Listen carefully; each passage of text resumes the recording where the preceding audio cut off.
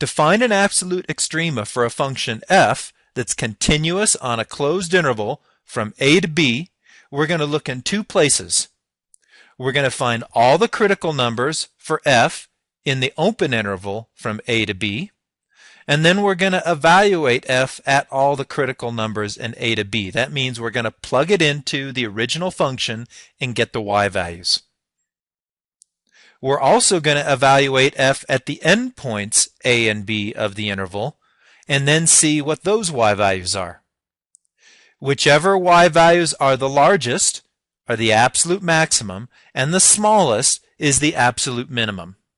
We look at the critical numbers, we look at the endpoints. Whichever ones have the highest y values are the absolute maximum, the lowest y values are the absolute minimum.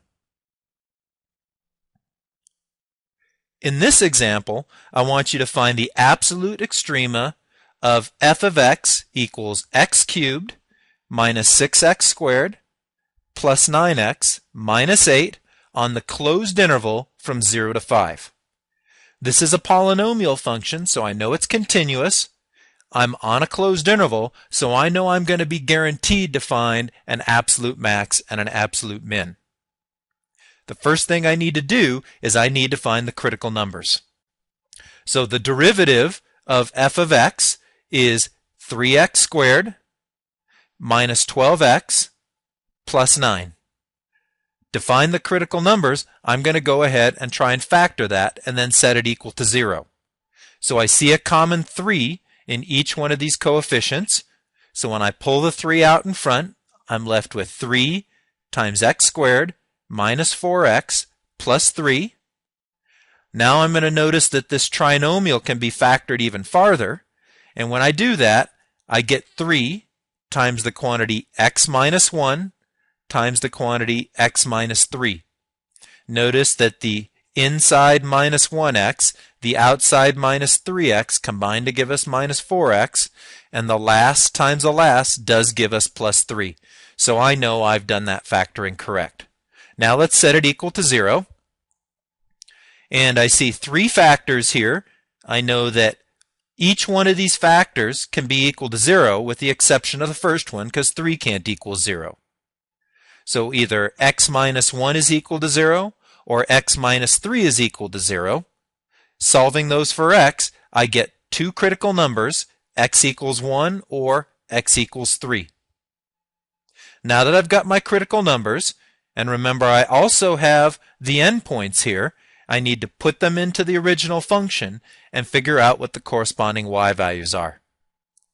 So I'm going to go ahead and create a table that has x values and f of x values or y values, and I'm going to fill that in with my critical numbers and also my endpoints.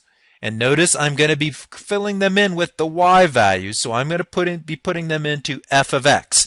This isn't like when we were testing number lines before, because there we were trying to figure out about slope, so we'd put numbers into f prime, or we were trying to figure out concavity. In those cases, we'd put it into f double prime. So when I put these 4 numbers into f of x, 1 gives me negative 4, 3 gives me negative 8, 0 gives me negative 8, and 5 gives me 12. The very lowest of these values, and in fact there are 2, are my absolute minimum, so I have 2 absolute minimum in this case, and the very highest corresponds to my absolute maximum. So my absolute maximum occurs at 5, 12. My absolute minimum occurs at the ordered pair 3, minus 8 and also 0, minus 8. Note that it's possible to have more than one absolute minimum if both of these points have the same y values.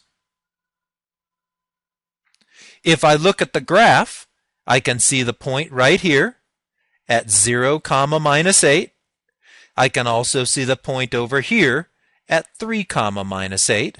And those are indeed the very lowest points on the graph.